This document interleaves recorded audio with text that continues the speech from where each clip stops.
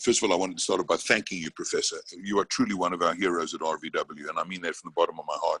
We've read almost everything you write, including your earlier books of Stocks for the Long Run. I've followed the updates and constantly been impressed by the wisdom, the quality of your thinking, and you're really set apart from the pundits and the predictors and the forecasters of Wall Street, for whom we have a profound disrespect. You're in a class of your own with a handful of others, and I mean that from the bottom of my heart, truly. I appreciate it. So thank you. On behalf of myself, my family, who have benefited greatly by your wisdom, because we have followed largely your advice and your insights, and our many clients, we are all beneficiaries of Siegel wisdom, and for that I want to thank you most sincerely. I also want to tell you what a great honor it is for us at RVW to be able to host someone of your caliber. We try to bring to our clients the sources of some of the wisdom that we employ in the portfolios we design. We sit on the shoulders of giants, as I said, and our goal is not to invent or create any theories or algorithms for investing. It's to figure out which sockets have the high voltage output and to plug into them. And you are truly one of the high voltage outputs of wisdom, and for that we thank you. I'm going to step aside now and invite you to share with us your thoughts on where we are, the economy, the markets, maybe touching, if you can, on some global issues and emerging markets. Try to give us the five.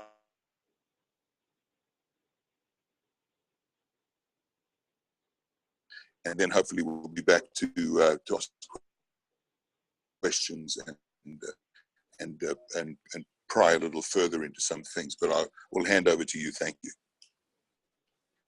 Okay. Thank you very much. I'm going to give you some of my thoughts, and then we are set up for Q&A from the audience. Is that correct?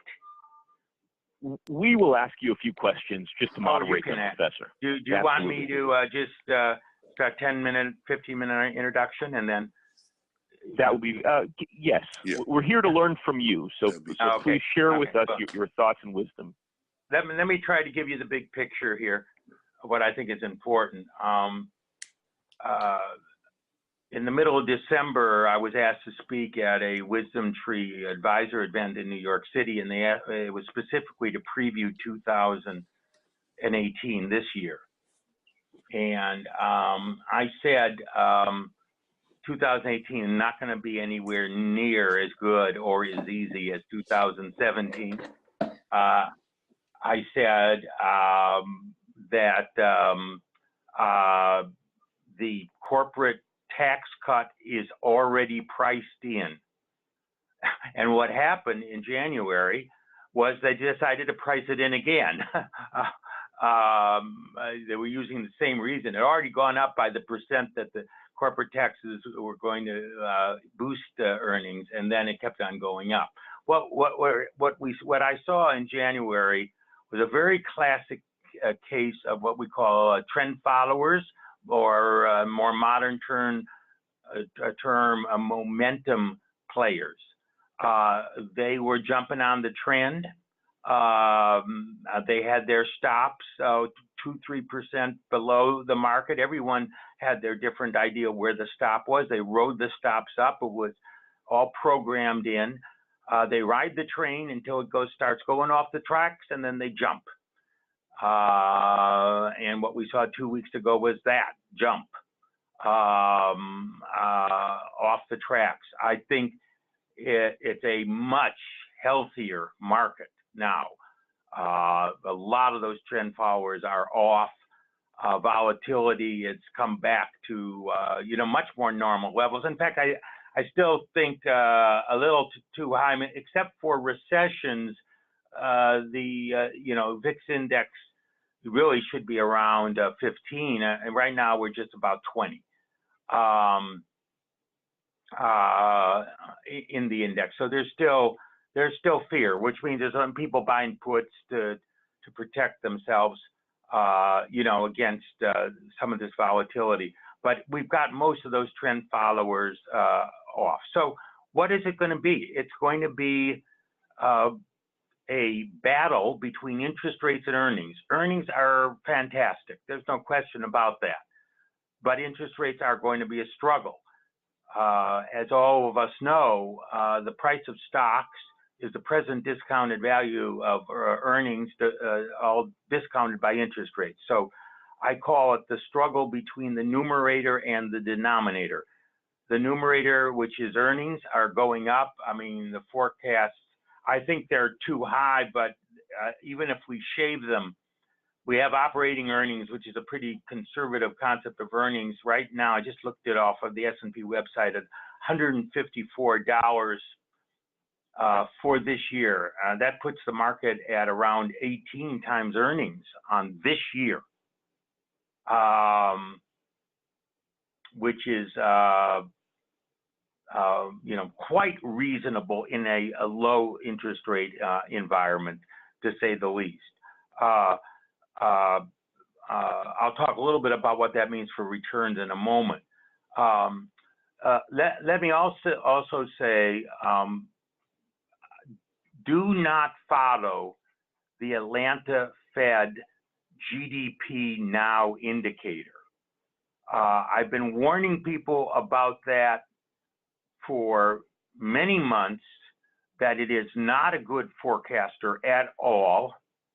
It came out 2 weeks ago with a 5% estimate for the first quarter here.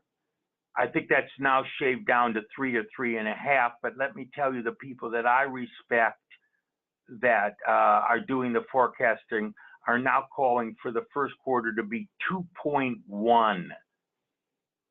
So everyone who thought, oh, we're in the 3% world, we're not.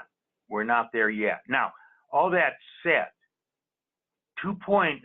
first quarter has had a history of being biased downward because of seasonal adjustments.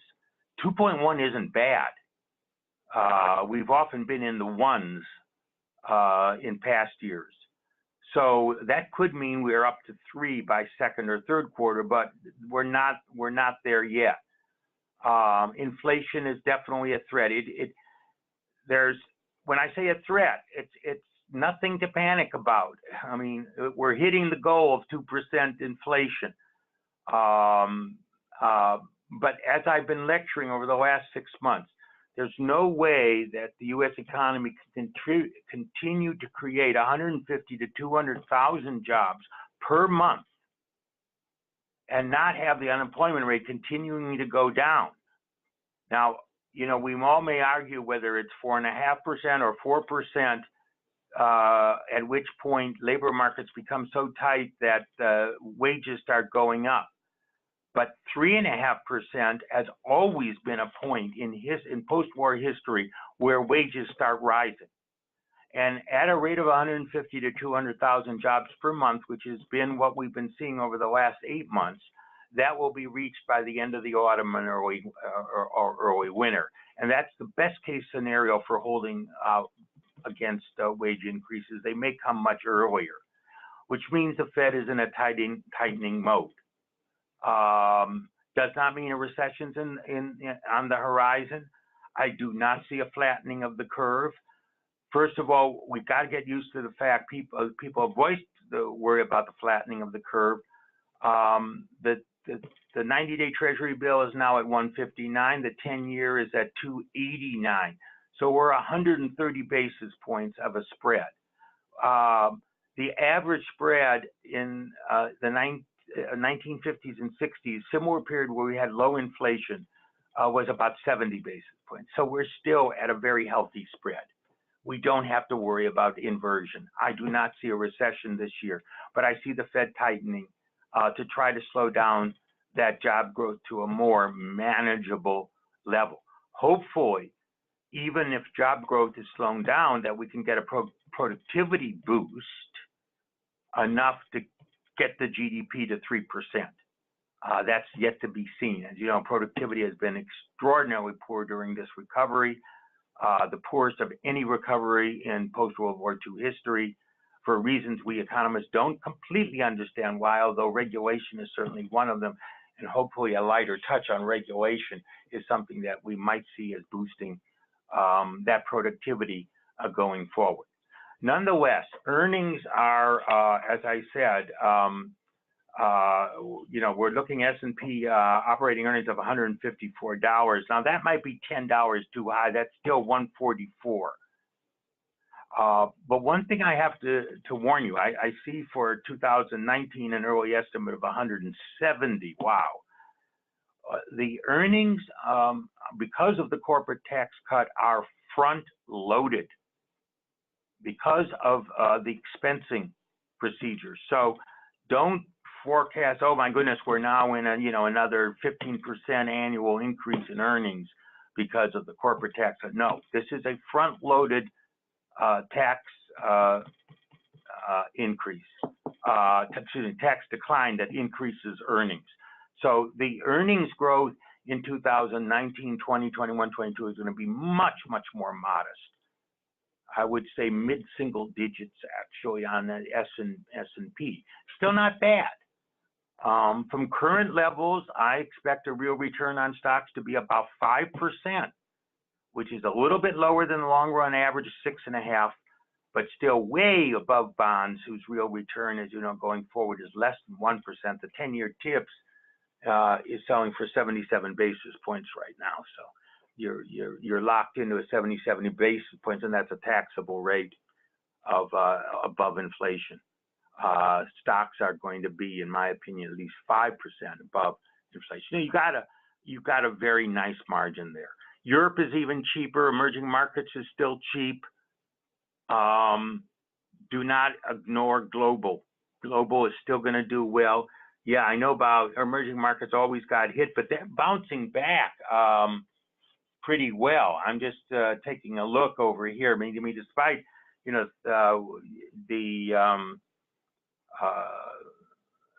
comeback. Wow, that we have that DEM, which is one of our oldest emerging market dividend weighted stocks. It has now gained back over half the loss that it suffered from January 29 through that tremendous sell-off. And by the way, emerging markets usually don't recover so really well. It's still going to be, I think, a good place. I think Europe is still basically a good place. They do have a lower PE. Part of it is because of a different mix that they have in terms of their sectors, which argue for a slightly lower PE. But you're looking at 13, 14 PEs on Europe, still looking good. Japan also very reasonable. So I think I think this is great. I think we got the fluff out of the market, the trend followers out of the market. Could they appear again? Of course. They've been part of markets for hundreds of years. It's just that things happen faster now because everything's on the computer, and we have a lot of liquidity and a lot of immediate reaction. But there's nothing different from going all the way back to other bull markets that we've seen. So I think it's a good time to place your equities. You're getting a better rate than obviously you did 2-3 weeks ago.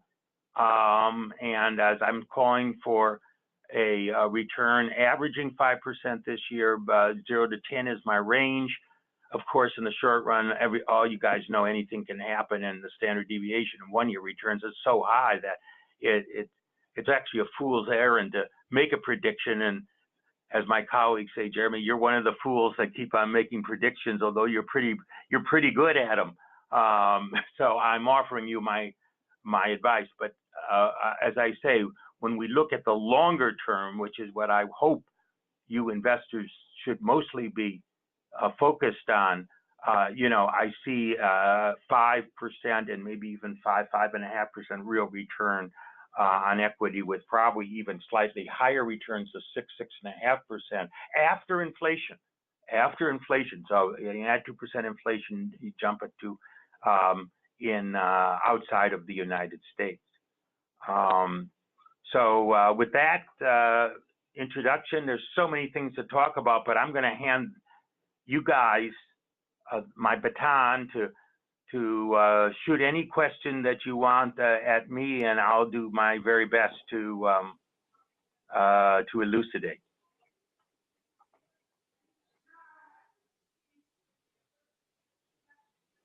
Hello, can you hear me? Yes.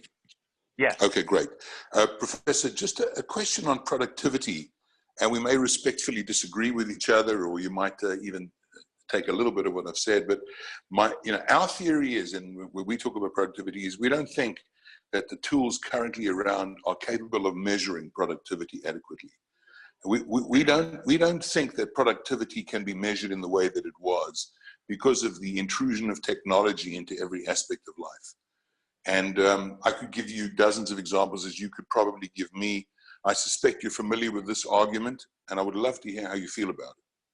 Well, yes, and so a lot of the discussion goes around the fact that there's a lot of free goods now that weren't free, and how do you handle free goods? Is it being properly handled by the Department of Commerce? In my lectures, for 2 years, I've been saying how many people have bought an encyclopedia the last 5 years, or an atlas, or a dictionary. Those things are free now. That used to be over $100 billion reference industry, which is now zero. Yes, there are some questions about how you enter goods that are now free, that technically it can be done, but the Department of Commerce does not always do it optimally. Those economists have studied in that, say that might add 2 to 3 tenths to the productivity numbers, which would definitely make things better, but still well below average. We should have labor productivity growing over 3% a year during the recovery. In fact, it was less than 1. So at least some of the economists that have tried to make corrections for this have said, yes, there is a point there, but it isn't big enough to explain the difference.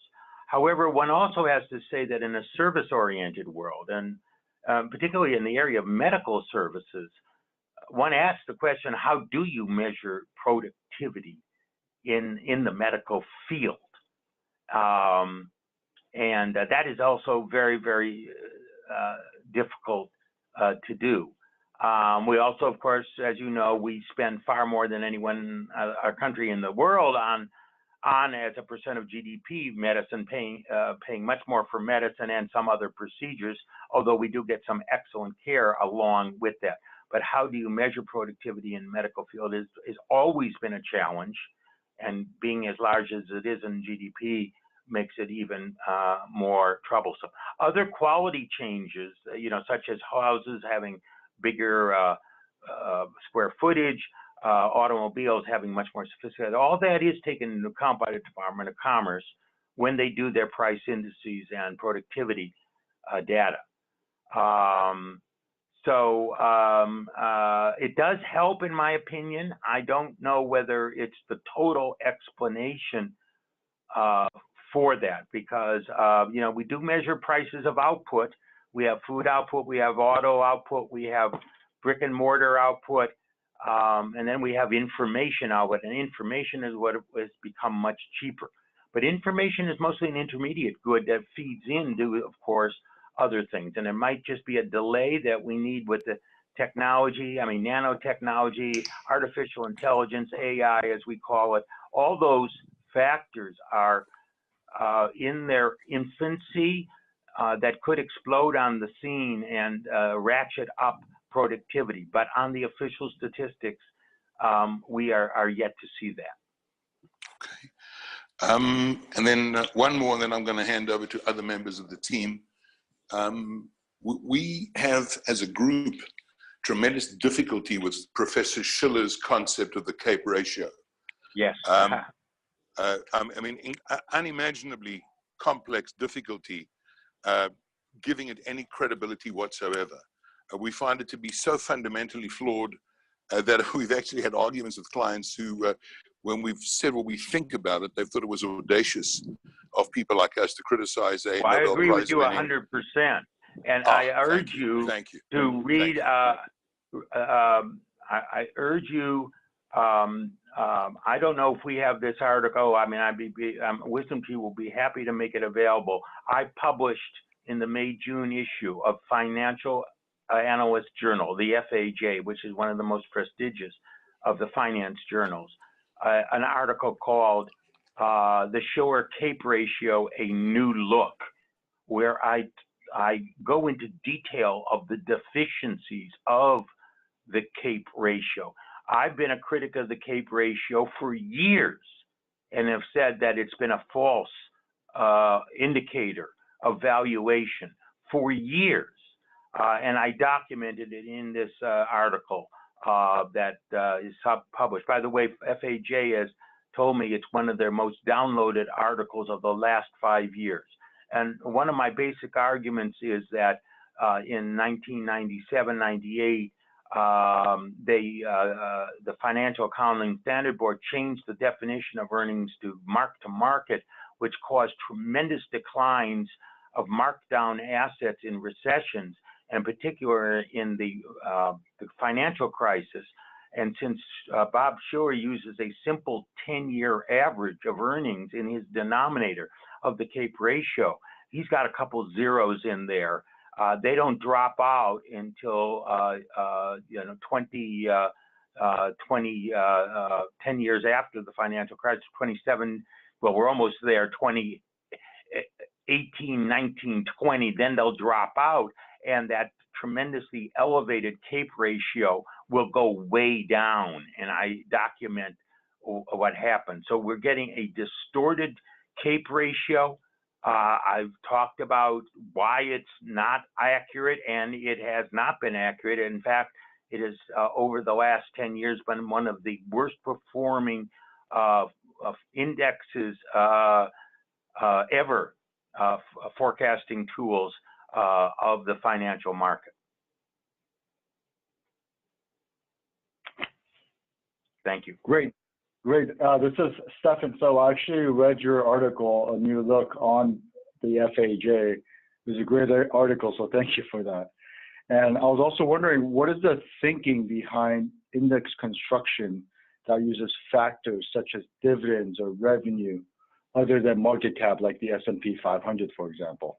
Well, we engineered, we were one of the first to engineer what's called fundamentally weighted indexing, where the weights in your portfolio are based on fundamentals, either earnings or dividends. Now, you can use others, and others have used other factors, but those are the two factors that we used. And it's not just market cap, because market cap gets distorted by people running after hot stocks and become overvalued. I was very attracted to the fundamentally weighted arguments after the tech bubble of 2000, where I warned, I said, stay in stocks, but get out of tech. At that time, it was very hard to do that. With a fundamentally weighted index, you are not overweighted in the bubble sectors. And that was the fundamental concept between to shift away from market cap weighting, which takes no account of earnings or fundamentals, into fundamentally weighted, which also makes no forecast. We're not trying to forecast earnings or pick companies or sectors. We're just saying that their weights in your portfolio should be related to either earnings or dividends. And, our historical testing has proved those to be superior indexes for long-term investors. Great. And you also briefly mentioned this, but how do you feel about including foreign markets in portfolios, and where do you see the biggest risks versus the biggest potential? I've always been an enthusiast of foreign. It's going to wax and wane. As we know, there's periods, and as the Dow is very strong, that it's going to be tough to do international. When Dow is weak, it becomes easy. But in the long run, over half the world's capital is outside the United States, just over half. And it doesn't make sense to only take companies that are headquartered in the United States, because there's other companies in the world that sell billions of dollars to the United States that might be headquartered in the UK or Germany or France or many, many other countries.